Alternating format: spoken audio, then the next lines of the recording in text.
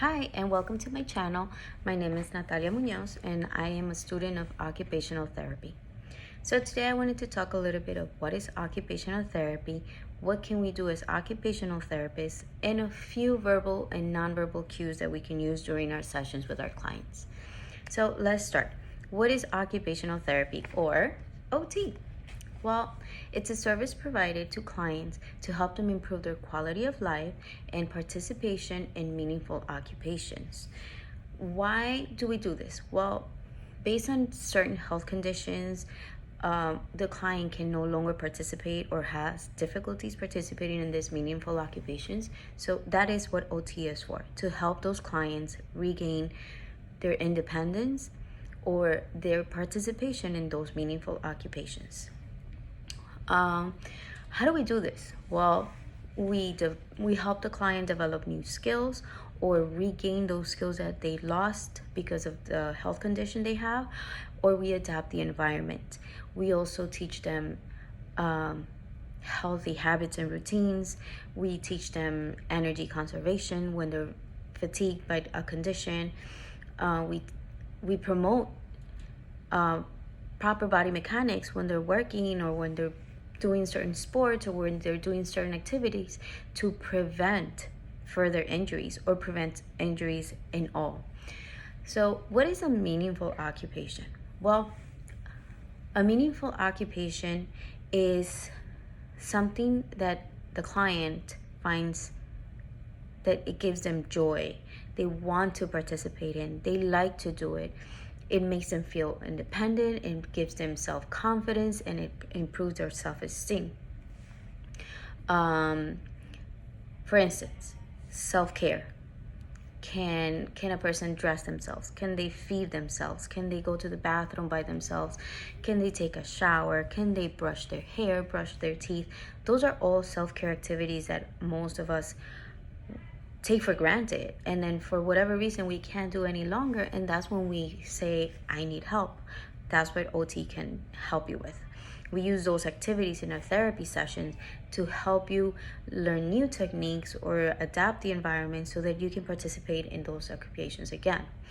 We can also help you with sleeping habits, physical disabilities, mental disabilities that impact your performance in home management, being able to clean your house, being able to cook a meal for your significant other, being able to write a check or go to the store and buy something, buy food for the week, or just buy clothes for yourself or your family.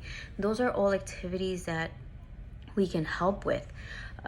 We can also help with leisure activities, sports activity that you can no longer do because you have pain on your wrist or on your, you don't tolerate the activity, or knitting or fishing.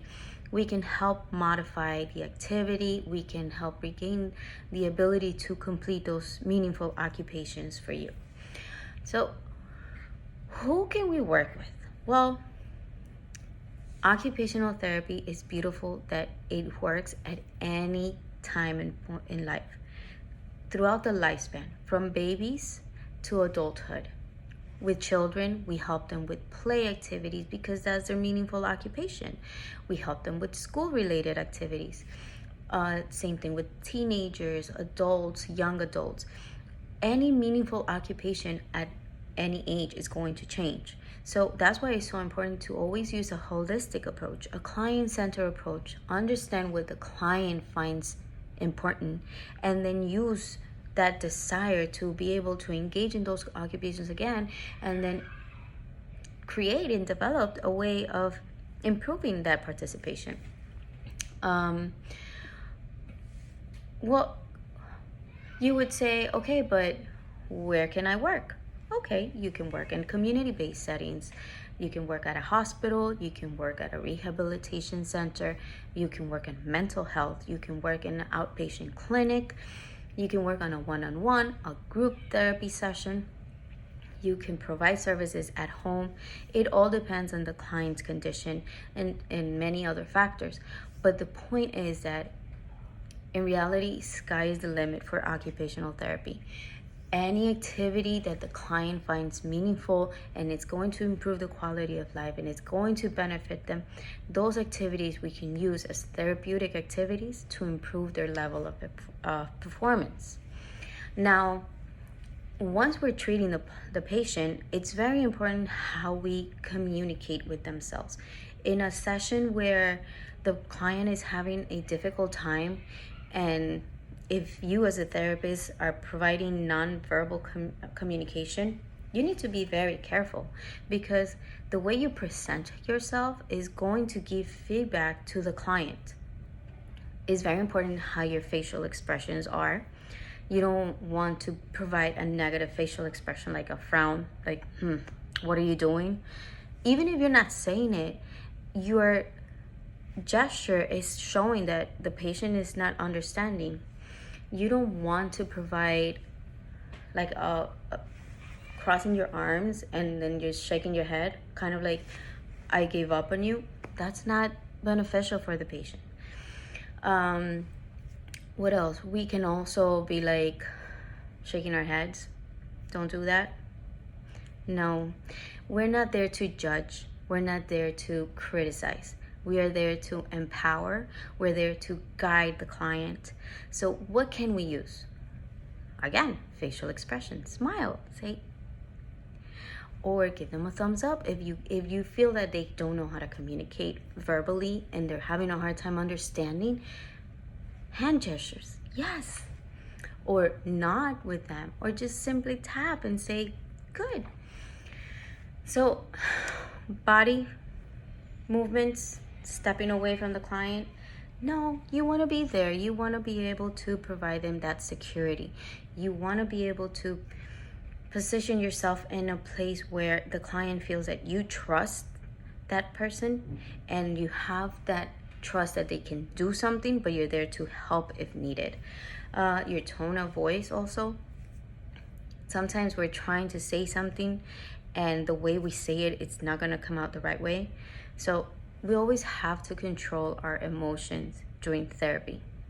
Yes, I'm not going to lie. Sometimes we will find ourselves in frustrating situations, but it's not beneficial to let our own emotions create a conflict in the session. We need to use our therapeutic use of self. We need to promote that sense of calm, that sense of confidence to the clients, and be able to tell them that yes, there is a way for them to be independent. Yes, it's going to be a little hard, but they can do it. And we are there to help them achieve those goals that they want to. So what is a good way of ending a session with a client? Saying, hey, you did great today. Thank you for trying. I know it was really hard, but you did it. You pushed through it and you were able to accomplish something. Even if they don't do the whole session you had planned for, but they tried. The fact that they showed up. Say, hi, how are you? Thank you for being here. Being courteous, being respectful, acknowledging that they took the effort of participating in your session and saying thank you so much for joining me, shaking their hands, being, not being afraid of touching them in the shoulder, being respectful, and always acknowledge that they tried and they succeeded at being there, because a lot of times it's just hard to make them participate. And just the fact that they participated, it's a great step to improve their performance and their quality of life.